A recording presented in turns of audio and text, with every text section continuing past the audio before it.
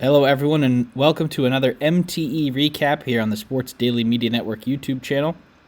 I'm your host, Sean Vowells, and joined with me is Joe Meade.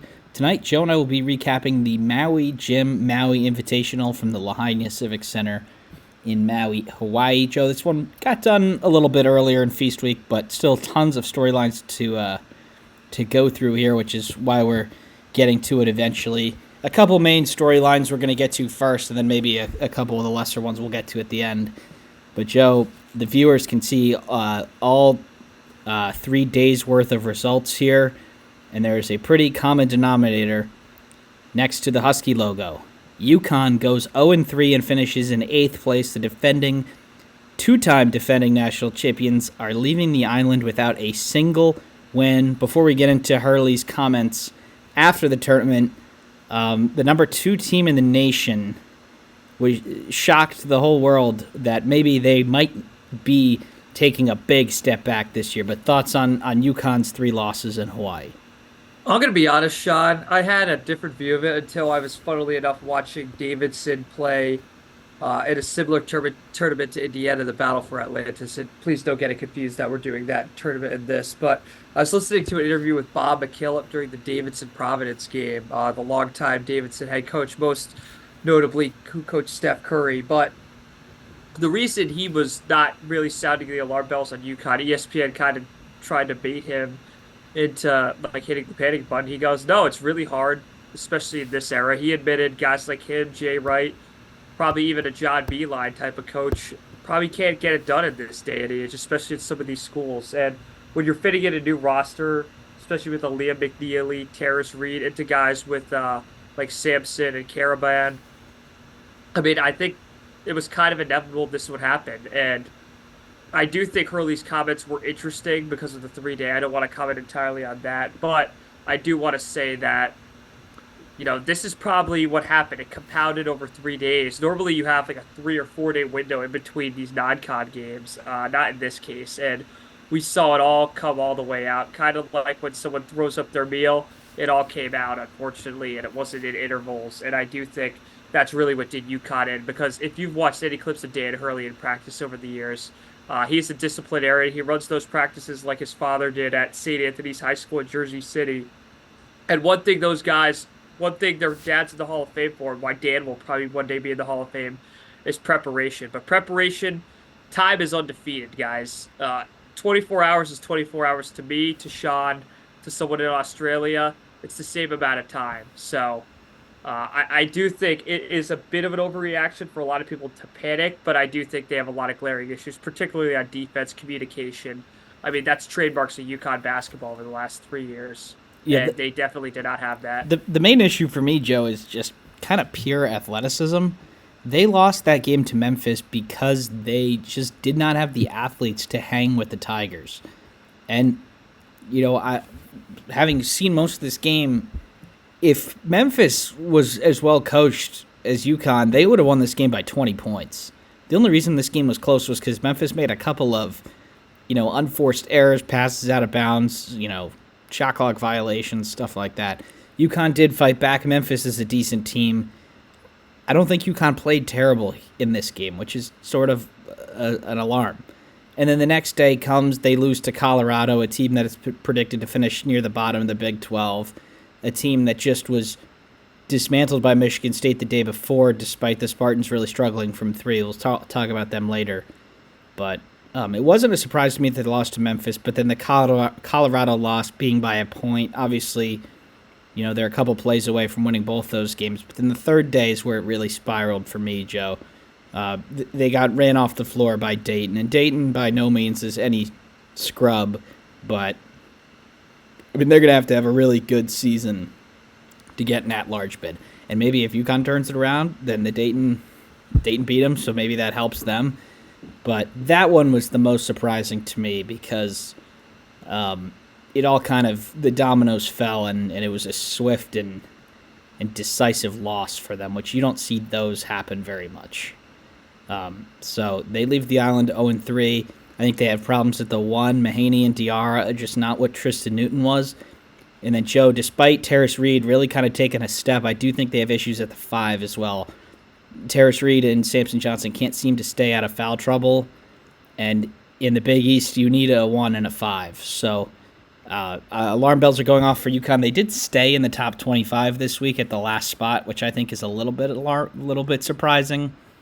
But it doesn't get any easier for them either, Joe. They have got a gauntlet of non-con games here before their Big East play starts. And Big East play does start a little bit earlier than the other conferences.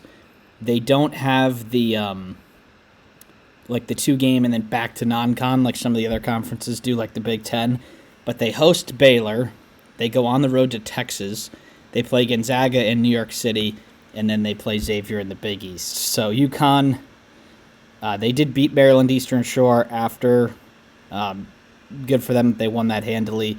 But Joe, it does not get any easier for the Huskies as they look to right the ship. But unless you got anything to add, we'll head to our second storyline here. Yeah, let's head in. All right, Joe. Well, this would have been first, and probably deserved to be first in all honesty, but it's the Auburn Tigers. They come in to the tournament ranked number 4 in the nation. They play an Iowa State team in the first round, which was a really awesome game. Back and forth, could have gone either way. They knocked them off by 2, and then they parlay that into a victory against North Carolina, who's a decent team, and then they beat Memphis in the championship. But, Joe, a lot of people think Auburn is the best team in the country so far, and certainly these Maui performances pointed to that. Yeah, Sean, I really want to highlight Shadai Broom. I mean, that's probably the main storyline within the storyline of Auburn itself. Probably looking like an early candidate for the Wooden Award. Would that be an overreaction?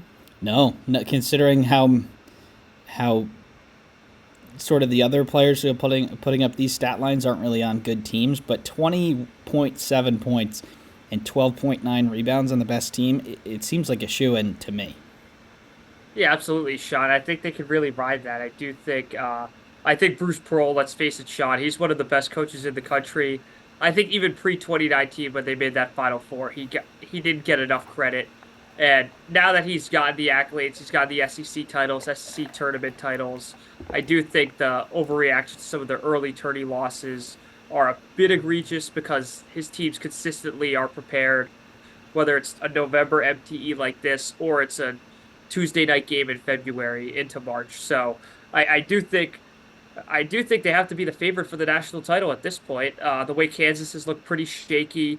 You know, a lot of people were in love with North Carolina at the beginning. I mean, they were in this tournament. They were probably the fourth or fifth most impressive team to me. And then you go into, the UConns of the world and some of the other dark horses. Definitely, Kentucky's a surprise in the SEC, but Auburn is the talk of the town. Yeah, and Kansas hasn't lost yet, so it would be hard for voters who, are limited in their knowledge of the sport to drop them. They did have a nice win against Duke, but Auburn to me has been the most impressive, and they do get a chance at Duke also on the road this week. And then before SEC play starts, Joe, they have two Big Ten games where they play Ohio State in Atlanta, Georgia, and then they host, they do not, semi-host Purdue in Birmingham, Alabama. So a couple neutral court game opportunities for Auburn to really solidify themselves on the number 1 seed line, Joe. They have 3 really good wins already. They beat Houston on a neutral that was really in a way. And if they can get these Big Ten games, Joe, they're going to be on the number 1 line, and it's going to take more than a bad week to get them off. But Auburn is in great shape so far. And this Maui field was very good, probably 4 or 5 ranked teams here, and they come out on top. But up next, Joe, our third storyline was a team that left the island 2-1, and certainly should be pretty happy with that. But and that's Michigan State. They took down Colorado 72-56 in the opening game, despite going just 2 of 21 from 3 to win that game handily is pretty impressive. They did fall to Memphis the next day. Memphis is a pretty good team, and then they ended up winning the third place game over North Carolina. So, Joe, Michigan State does leave with 2 wins and a win over a North Carolina team that will surely be considered a quality win. But all things considered, with how many quality teams are in the field, Michigan State has to be leaving the tournament pretty satisfied. Yeah, Sean, and I do want to touch on the second game for a bit. I do think Memphis, I don't know how in depth we'll talk about them on this cast, but Tyrese Hunter, PJ Haggerty, really hard to critique those performances, especially the day one performance against UConn, and then parlay that into a 23 piece for Hunter and 16 points for Haggerty. And I think that's what did Michigan State in. Tyrese Hunter took over in that game, and let's call it what it is, Sean. Jackson Kohler and Xavier Booker, we saw more of the same carryover from last year into the second game. But I did want to address the negatives before we talked about the positives. I thought their third game they really found themselves, and I'd be really interested for those who are our Big Ten listeners on Spotify. I do want to see if Michigan State can carry that momentum from the third game, particularly Trey Holloman. I think if he could carve a bigger role, it takes a lot of pressure off Jaden Akins, who I still think is by far your best player.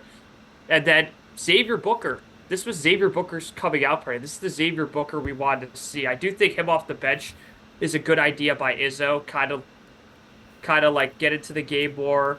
And then you had your typical performance from Cohen Carr, Frankie Fiddler, 13 off the bench.